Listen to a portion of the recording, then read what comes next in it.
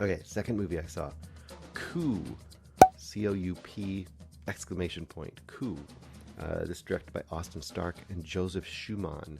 Now, the basic concept of this movie, okay, by the way, it stars the main stars. You got Billy Magnussen, Sarah Gadon, and Peter Sarsgaard, who plays Floyd Monk. Well, actually, he's not Floyd Monk, and that's the beginning of this movie. So, the beginning of the movie is you see Peter Sarsgaard's character finding this character, Floyd Monk, dead, bullet hole in his head, gun on a table. So you don't know if the guy committed suicide or if he was killed by Monk. You're not sure because Monk. You just see you see. Somehow I'm confusing the names already.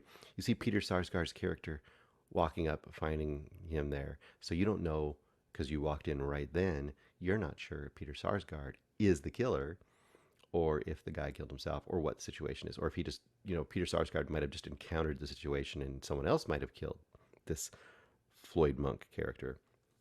Either way, Floyd Monk was a chef, basically just a chef. That's it, a cook, in 1918. And as you find out really quickly, this Floyd Monk character was basically like commissioned to go cook for this wealthy family out on this island.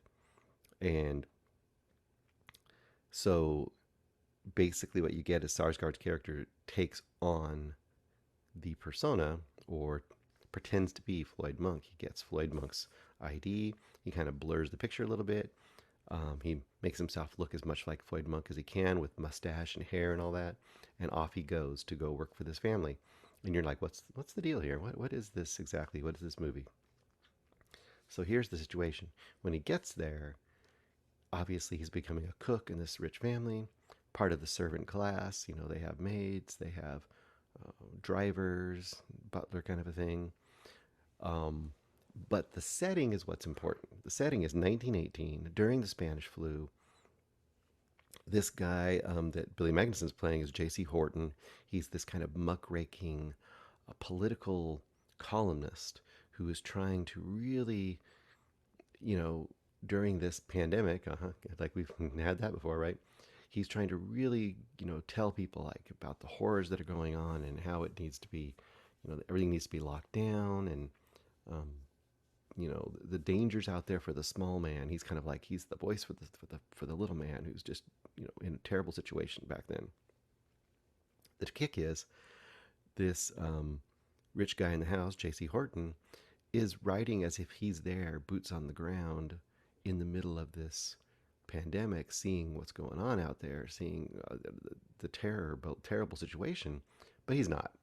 He's sitting isolated in his very fancy, very rich house with his servants, um, just trying to make himself look all the better as this kind of elite who's pretending to be the little man, right? So what you get is you get the Floyd Monk character kind of coming in and stirring the pot and kind of just just slowly infiltrating, and that's why it's called a coup, infiltrating himself into the staff, into the household, and slowly trying to upend the dynamic of this servant rich person class. Now, it's weird because this movie is presented kind of like a dark comedy, like a satire. I guess that's the way it's approaching things here. Um, it isn't really especially very funny. I don't think it's super clever. I mean, to me, I saw a lot of the stuff coming. So to me, it really didn't quite work as either a dark comedy or social satire. So I wasn't hugely behind it that much. And I honestly don't know quite who the audience is for this movie. Um, and I'd probably go about two or 2.5 stars in this, except for one thing. There's one thing that drives this movie down in the rating, and that is, as I was watching it, it kept bugging me. I was like, I don't, what is bothering me about this movie? Why does this movie seem odd to me? And as I started thinking about it, I'm like, this is really super. When you think about it, it becomes super obvious. He was trying to be very subtle, but I think it's kind of not very subtle. It's it's just basically right wing, anti liberal propaganda, disguised as this kind of like good working class versus bad rich people type of movie. Why do I say that? Well, I started thinking about it. Well, it's 1918 during a pandemic. Okay, that's pretty obvious. You've got a rich super liberal, because that's one of the things they point out is he's very liberal. He's a vegetarian. He's really against any kind of violence, all this kind of stuff. But that he is literally writing fake news about a pandemic that is forcing people to be isolated and to lose their businesses because they have to close down and lock down. And he's an elite liberal who pretends to be about for the working people, but really he's just for his selfish self. That's the kind of the couch of this.